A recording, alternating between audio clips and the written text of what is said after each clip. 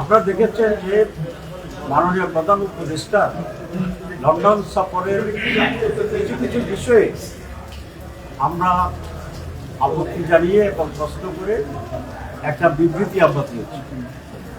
সেই বিবৃতিটাই হচ্ছে ওনার লন্ডন সফরের ব্যাপারে আমাদের অফিসিয়াল স্ট্যান্ড, এবং এটা আমাদের নির্বাহী বৈঠকে হাইস্ট বোর্ডে, যেটা আমাদের অ্যাপেক্স বোর্ড, সেই নির্বাহী বৈঠকের সিদ্ধান্ত ভিত্তিতেই এটা এবং অ্যাপ্রুভালের ভিত্তিতেই সেই সিদ্ধান্ত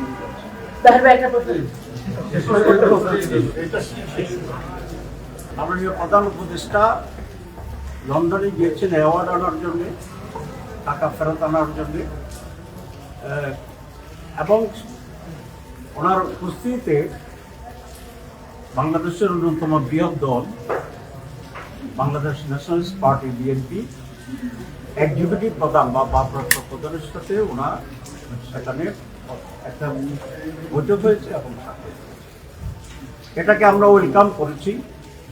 এবং মিটিংয়ের আগের দিন অনেকগুলো পত্রিকায়, বিশেষ করে প্রথম আলোতে আমার বক্তব্য, ওয়েলকামিং বক্তব্য খুব স্পষ্ট।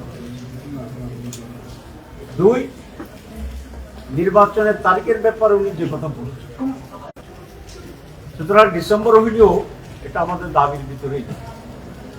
এখন যে ফেব্রুয়ারির ব্যাপারে করার কিছু শর্ত সাপেক্ষে যে ফেব্রুয়ারির কথা বলা হয়েছে, সেখানেও আমাদের প্রস্তাবের ভিতরেই আছে। এপ্রিলে যদি হয়তো যেটা উনি ঘোষণা করেছিলেন, সেটাও আমাদের প্রস্তাবের ভিতরে।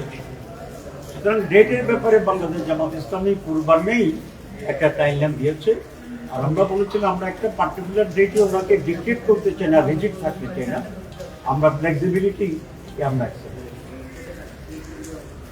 এখানেও আমাদের কোনো তেমন আপত্তি। আমরা যে জায়গাতে প্রশ্ন তুলেছি যে উনি জাতির উদ্দেশ্যে একটা ভাষণ দিয়েছেন, ভাষণ দিয়েই টেলিভিশনে একটা তারিখ ঘোষণা। এখানে যদি কোনো পরিবর্তন হয় আলাপ আলোচনার মাধ্যমে, এটা হতেই পারে। বিএনপি একই বড় দল, তাদেরও দাবি ছিল, এবং আলোচনা করে উনি যদি কনভিন্স হন যে এটা চেঞ্জ হতে পারে, এখানে আমাদের কোনো কথা নেই। কিন্তু সেটা ভালো হইতেও, যেহেতু একটা টেলিভিশনে কমিটমেন্ট করেছিল, বাংলাদেশে এসে আবার কথাবার্তা বলে এটাকে উনি রিভাইজ করতে পারত, কিন্তু সেটা উনি করেন।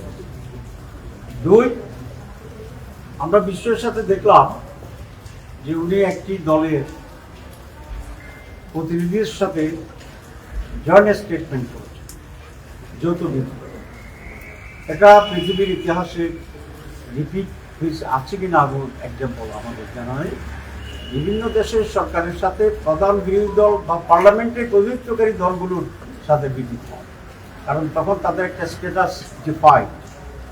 এখানে বহুদলীয় গণতন্ত্রের 100-এরও বেশি দল আমাদের দেশে আছে, তাহলে তো এমন এক কালচার তৈরি হবে, উনি যার সাথে কথা বলেন একটা জয়েন্ট স্টেটমেন্ট করতে হবে।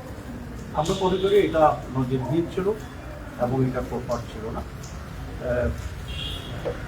এতে অন্যান্য বাকি সকল দলেই কিছুটা বিব্রত হয়েছে, আমরাও সেরকমই করি। ব্যক্তিগতভাবে জামাত ইসলামী নয়, অ্যাজ হোল সকল দলগুলো এখানে কিছুটা বিব্রত হওয়ার মতো পরিস্থিতি হয়েছে।